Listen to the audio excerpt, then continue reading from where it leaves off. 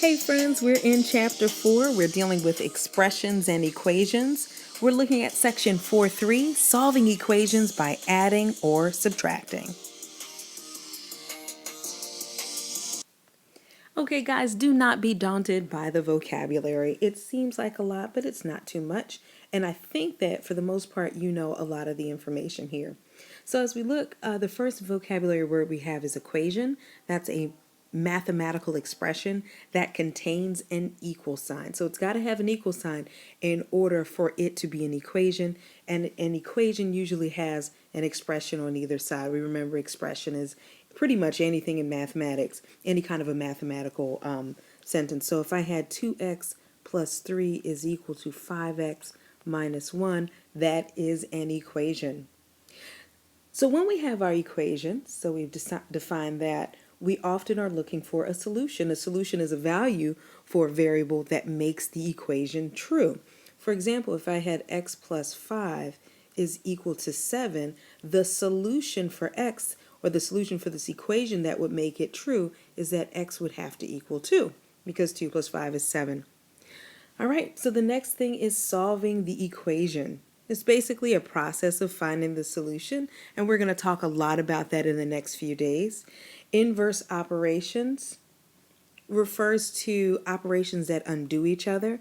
What's the opposite of addition? I hope you guys are screaming subtraction. What's the opposite of subtraction?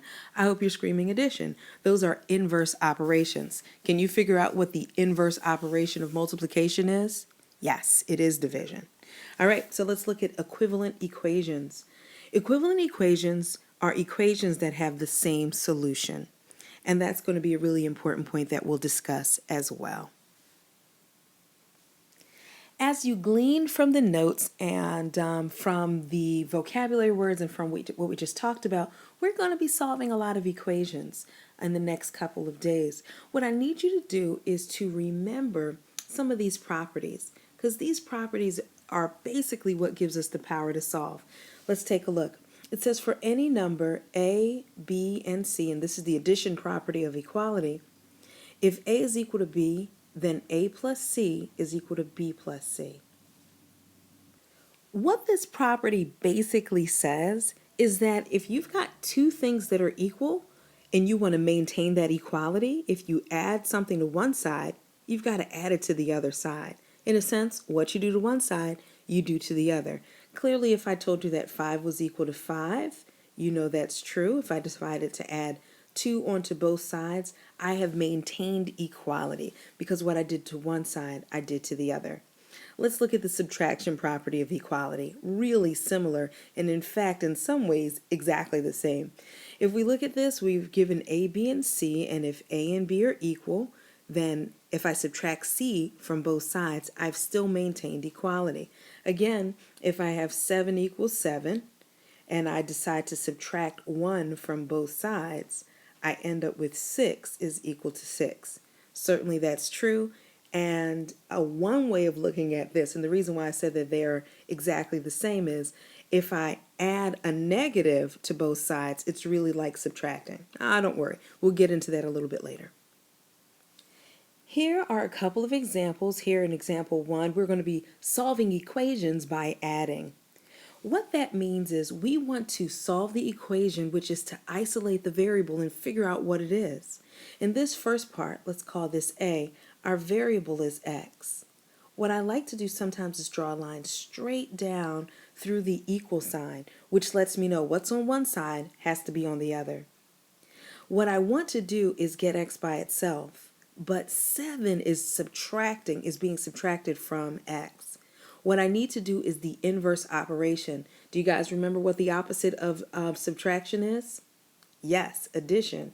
So if I add 7 on both sides, I'm undoing what's happening to the x, and I'm just left with x is equal to, now I've got to add negative 4 plus 7, which gives me a positive 3. The solution to this equation is positive 3. But what we're going to do before we just go on to the next part is we're actually going to check it. To check means to take your solution and plug it back into the original equation.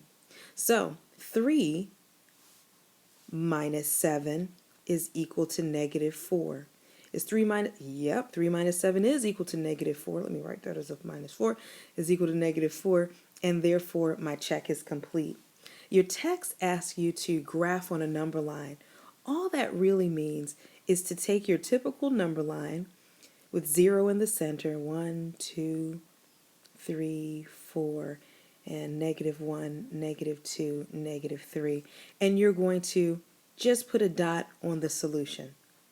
Let's look at this next example. In this example, we have some decimals, but we're not afraid.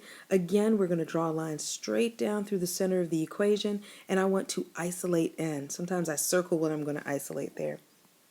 So I want to isolate n, get n by itself. Who's bothering n? Minus 9.7. So I'm going to do the opposite, which is to add 9.7. What I do to one side, I must do to the other, because that maintains equality. So I'm adding 9.7 to both sides. So n is left on this side because minus 9.7 and plus 9.7 canceled each other out. And now on this side, I've got a negative 13.9 plus a 9.7. Obviously, the signs are different. I'm going to subtract. Lining up the decimals, I get 0.2. And in front of the decimal place, I have a negative 4.2. So my answer is negative 4.2. That is the value for n.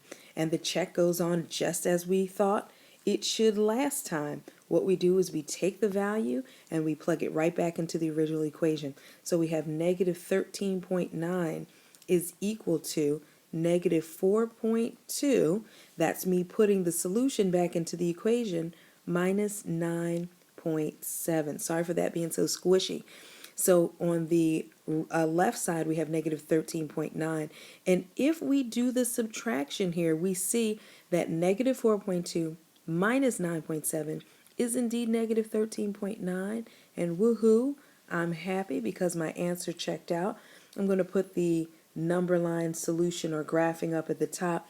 Basically, we know we need to get to negative 4.2. So I'm going to put my 0 here, negative 1, negative 2, negative 3, negative 4, and negative 5. I know this is terribly sloppy, people. My apologies. And then so we've got negative 4.2 right there. All right, so this is our last example. Example 2, we're going to solve by subtracting. And here we do have two parts. So instead of like last time we solved by adding, we're going to solve by subtracting. Here's what I was talking about earlier that sounded a little goofy. I'm going to solve, I mean, it says solve by subtracting, but technically subtracting is just adding the additive inverse. So here's what I'm going to say. I'm going to say when I do these problems, I might not say I'm subtracting, I might just say I'm adding the opposite. So if you notice here, I'm going to get y by itself. That's what I want to isolate. I need to get rid of 10. What kind of a 10 is this? It's a positive 10. So in order for me to get rid of the positive 10, I've got to add a negative 10. What I do to one side, I have to do to the other. When I do that, this whole side is now, the right side only has a y hanging out. I know my y looks like a g, I'll do better. Only has a y hanging out. And on the left side, we've got to add 23 plus a negative 10. When I add those two numbers together, I get a positive 13. And there's my answer. We're asked here to check our solution, so we'll do so. 23 is equal to 13 plus 10. Is it true? Is it true? Is it true? Certainly it is, and I feel confident about my answer. Let's look at this next guy. I need to isolate m. To do that, I need to get rid of the positive 6.7. How do I get rid of this positive 6.7? I'm going to add negative 6.7. I know you're looking at the top and you're saying, but it says subtract. Isn't adding the negative still subtracting? All right, I hope you know we're doing the same exact thing as it says here. All right, so what's left on the left side is just m by itself, and on the right side, since those signs are different, we're going to subtract and get negative 3.3. Okay, guys, I hope that everything made pretty good sense. Please make sure and take the time to work on the assignment, check your answers, and let's talk about this in class the next time I see you.